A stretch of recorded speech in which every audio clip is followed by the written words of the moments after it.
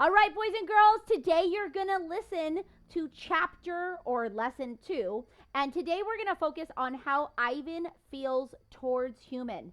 This chapter, or the chapters that we're going to be reading, is going to be filled with ways Ivan feels towards humans. And we're going to be using the evidence in the text to making sure that we can explain exactly how he feels. So we got to use our knowledge in this book and make sure we can get that evidence written down. All right, we're going to start on page 10, or actually page 11. And today we are going to read all the way to page 31. All right, so listen to some clues as Mrs. Blair's reading. I'm going to have you follow along and hopefully you can get it too. I'm on page 11. All right, here we go. Are you guys ready? Thumbs up? Okay, there you go. All right, here we go. The littlest big top on the earth. My neighbors here at Big Top Mall know many tricks. They are educated a lot, more accomplished than I am. One of my neighbors plays baseball, although she's a chicken. Another drives a fire truck, although he is a rabbit. I used to have a neighbor, a sleek and thoughtful seal, who could balance a ball on her nose from dawn till dusk. Dusk, one of her vocabulary words. Her voice was like a throaty bark of a dog chained outside on a cold night. Children wished on pennies and tossed them into her plastic pool. They glowed at the bottom like flat copper stones. The seal was hungry one day, or bored, perhaps, so she ate 100 pennies. Mac said she'd be fine. He was mistaken. Mac calls our show the littlest big top on earth. Every day at 2, 4, and 7, humans fan themselves, drink sodas, and applaud. Babies wail. Mac, dressed like a clown, pedals a tiny bike. A dog named Snickers rides on Stella's back. Stella sits on the stool. It's a very sturdy stool. I don't do any tricks. Mac says it's enough for me to be me. Stella told me that some circuses move from town to town. They have humans who dangle on ropes twinning from the tops of tents. They have grumbling lions with gleaming teeth and a snaking line of elephants, each clenching the limp tail to the front of hers. The elephants look far off into the distance so they won't see the humans who want to see them. Our circus does not migrate. We sit where we are, like an old beast too tired to push on. After our show, humans forge through the stores. A store is where humans buy things they need to survive. At the Big Top Mall, some stores sell new things like balloons and t-shirts and caps to cover the gleaming heads of humans. Some stores sell old things, things that smell dusty and damp and long forgotten. All day, I watch humans scurry from store to store. They pass their green paper, dry as old leaves of smelling of thousands hands, back and forth and back and forth. That's money, right? They hunt frantically, stalking, pushing, grumbling, and then they leave clutching bags filled with things, bright things, soft things, big things. But no matter how full the bags are, they always keep coming back for more. Humans are clever indeed. They spin pink clouds you can eat. They build domains with flat waterfalls.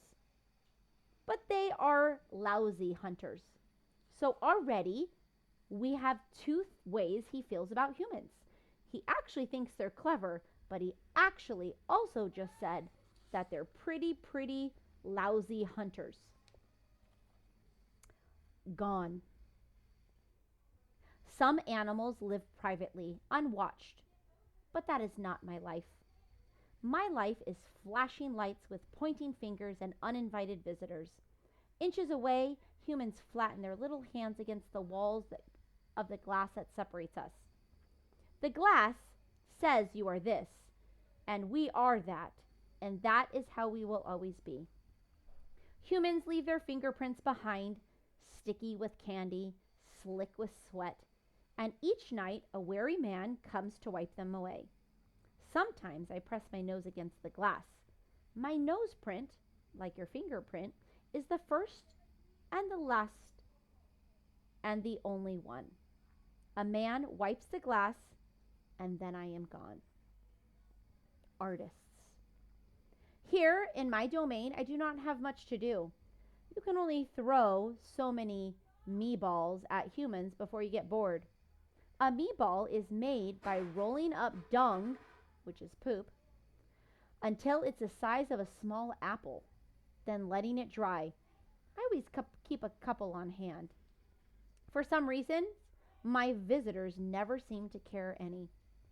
In my domain, I have a tire swing, a baseball, a tiny plastic pool filled with dirty water, and even an old TV.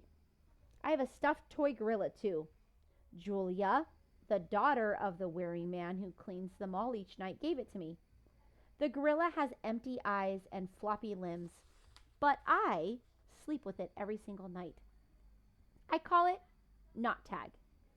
Tag was my twin sister's name. Julia is 10 years old. She has hair like black glass and wide half-moon smile. She and I have a lot in common. We are both great apes, and we are great artists. It was Julia who gave me my first crayon, a stubby blue one, slipped through the broken spot of my glass along with a folded piece of paper. I knew what to do with it. I watched Julia draw. When I dragged the crayon across the paper, it left a trail, and in its wake, like a slithering blue snake. Julia's drawings are wild with color and movement. She draws things that aren't real, clouds that smile and cars that can swim. She draws until her crayons break and her paper rips. Her pictures are like pieces of a dream. I can't draw dreamy pictures. I never remember my dreams, although I sometimes awaken with my fists clenched and my heart hammering. My drawings seem pale and timid next to Julia's. She draws the ideas in her head. I draw things in my cage, simple things that fill my days. An apple core, a banana peel, candy wrapper. I often eat my subjects before I draw them. But even when I draw the same thing over and over again, I never get bored with my art. When I'm drawing, that's all I think about. I don't think about where I am, about yesterday or tomorrow. I just move my crayons across the paper. Humans don't always seem to recognize what I've drawn. They squint, they cock their heads, they murmur. I'll draw a banana, a perfectly lovely banana, and they'll say, "It's a yellow plane," or "It's a duck without wings." That's all right. I'm not drawing them for them. I'm drawing them for me. Mac soon realized that people will pay for a picture made by a gorilla, even if they don't even know what it is. Now I draw every day. My work sells for $20 a piece, $25 with a frame at the gift shop near my domain. If I get tired, I need a break. I eat my crayons. Okay, in that chapter, did we hear anything about how he thought about humans? Maybe how they felt about his drawings, how he was drawing a certain thing, and then maybe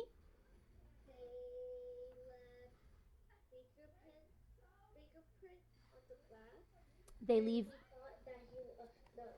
were clever. Yeah, they think they're kind of clever too, and they're very easy amused by the gorilla. Yeah. Ivan has a little friend. And he does have a friend. He has a little stuffed animal friend. We shall see. Shapes in the cloud. I think I've always been an artist. Even as a baby, still clinging to my mother, I had an artist's eye. I saw shapes in the clouds and sculptures that tumbled stones at the bottom of the stream. I grabbed at colors. The crimson flower just out of reach. The ebony bird streaking past. I don't remember how much about my early life, but I do remember this. Whenever I got a chance, I would dip my fingers into cool mud and use my mother's back for the canvas. She was patient soul, my little mother. He didn't have paints back then, so he would dip his finger in the mud and then draw on his mom's back. Imagination. Someday, I hope I can draw the way Julia draws, imagining the world that doesn't yet exist. I know what most humans think. They think gorillas don't have imaginations. They think we don't remember our past and ponder our futures. Come to think of it, I suppose they have a point. Mostly, I think about what is and not what could be. I've learned not to get my hopes up. The loudest gorilla in the world. Okay, so we just found out something else how he feels about humans, right? Mr. Black? Mm-hmm. Yes. That thing? What are you going to say, babe? Oh, his phone's going off. Yeah, they think that humans don't really pay attention. And They good humans think that what was I gonna say? that gorillas can't think much or draw or have imaginations, They right? have a brain. Yeah, who knows? The loneliest gorilla in the world. When the Big Top Mall was first built, it smelt of new paint and fresh hay, and humans came to visit from morning until night. They drifted past my domain like logs on a lazy river. Lately, a day might go by without even a single visitor. Max says he's worried. He says I'm not cute anymore. He says, Ivan, you've lost your magic, old guy. You used to be a hit. It is true that some of my visitors don't linger the way they used to be. They stare through the glass and they cluck their tongues and they frown while I watch my TV. He looks lonely, they say. Not long ago, a little boy stood before my glass, tears streaming down his smooth red cheeks. He must be the loneliest gorilla in the world, the boy said, clutching his mother's hand. At times like that, I wish humans could understand me the way I can understand them. It's not so bad. I wanted to tell the little boy, with enough time, you can get used to almost anything. Mr. Black, may I please read this page? You can read this page, but listen, I'm also recording myself too. Okay, go ahead. No, you can. I'll put myself on mute and you read. My visitors are often surprised when they see the TV. My visitors are often surprised when they see the TV. Mac put it in my domain. They seem to find it odd that the sight of a gorilla staring at tiny humans in a box. Sometimes I wonder, though, isn't the way they stare at me, sitting in my tiny box, just as strange? My TV is old and it doesn't work, and sometimes days will go before anyone remembers to turn it on. I'll watch anything, but I'm particularly fond of cartoons with the bright jungle colors. I especially enjoy when somebody slips on a banana peel. Bob, my dog friend, loves TV as much as I do. He prefers to watch professional bowling and cat food commercials. Bob and I have seen so many romance movies too. In romance, there's so much hugging and sometimes face licking. I have yet to see a single romance staring at a gorilla. We also enjoy old Western movies. In the Western, someone always says, "This town ain't big enough for the both of us, Sheriff." In a Western, you can tell who the good guys are and who the bad guys are, and the good guys always win. Bob says Westerns are nothing like that in real life. Okay, he's starting to feel it. He's starting to feel like he's sitting in a box. Always sitting in a box, staring at him, kind of like he stares at the TV.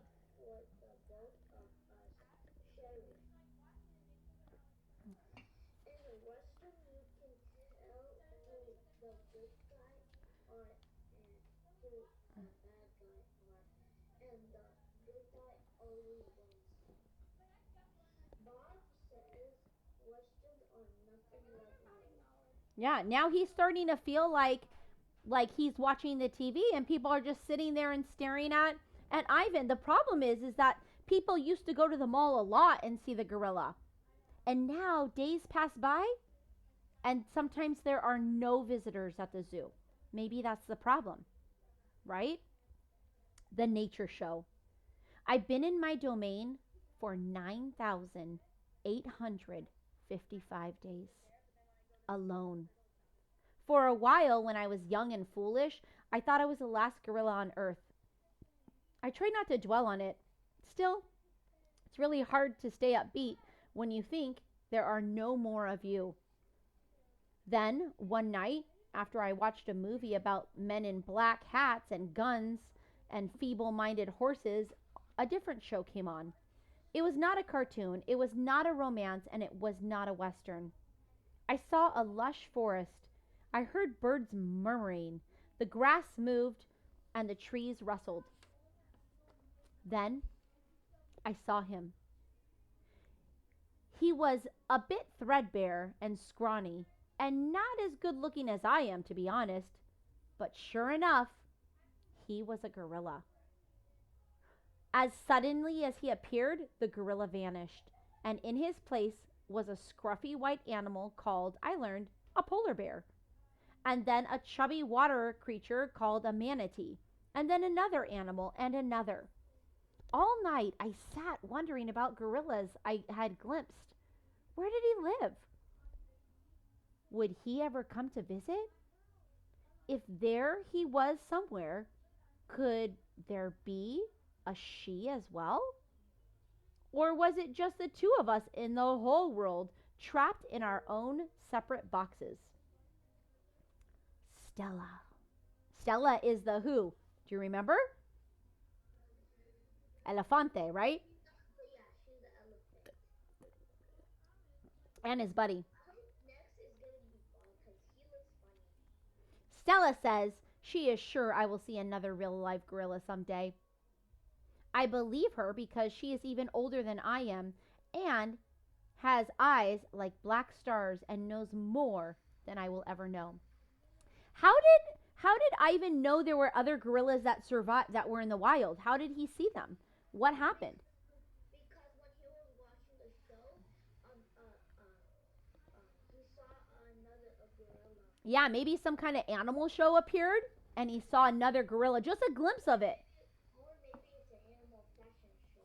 Yeah, maybe. Stella is a mountain. Next to her, I am a rock, and Bob is a grain of sand.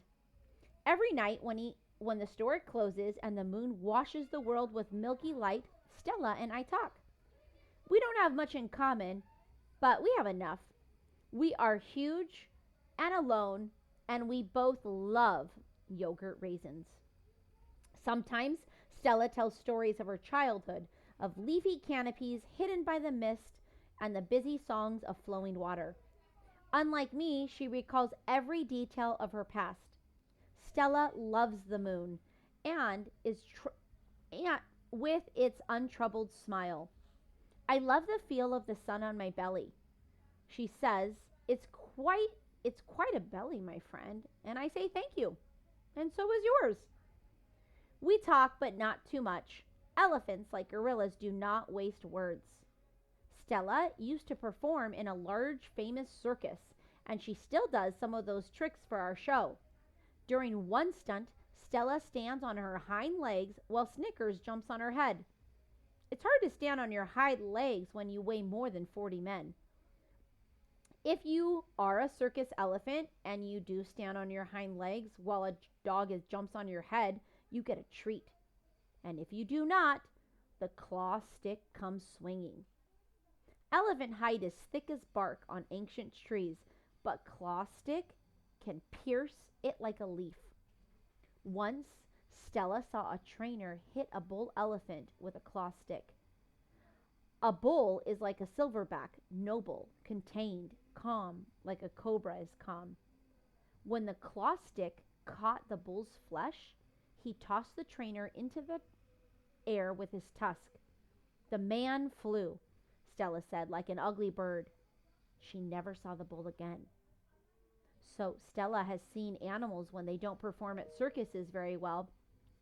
They hit them with a claw stick, which is some kind of stick that maybe has points on it, and it hits the animal and it pierces their skin, even the elephant's thick skin. All right, the last chapter we're going to read today is called Stella's Trunk. Stella's Yep. Stella's trunk is a miracle. She can pick up a single peanut with elegant precision, tickle a passing mouse, tap the shoulder of a dozing keeper. Her trunk is remarkable, but still it can't unlatch the door of her tumble down domain. Circling Stella's legs are long ago scars from the chains she wore as a youth. Her bracelets, she calls them. When she worked at the famous circus, Stella had to balance on a pedestal for her most difficult trick. One day, she fell off and injured her foot. When she went lame and lagged behind other elephants, the circus sold her to Mac. Stella's foot never completely healed. She limps when she walks, and sometimes her foot gets infected when she stands in one place for too long. Last winter, Stella's foot swelled to twice its normal size. She had a fever, and she lay on the damp, cold floor of her domain for 5 days. They were very long days. Even now, I'm not sure she's completely better. She never complains, though, so it's hard to know. At the Big Top Mall, no one bothers with iron shackles. A bristly rope tied to a bolt on the floor is all that's required. They think I'm old to cause trouble, Stella says. Old age, she says, is a powerful disguise. All right, so Stella used to work in a circus, but guess what? Something happened to her foot. She was performing a trick. Do you guys know what trick she was performing when she got injured? And now her back leg is injured. All right, answer the questions down below and tell me 4 ways Ivan feels towards humans, and give evidence from the text to support that. And then go ahead and answer those comprehension questions, okay? You guys got it. You can do it.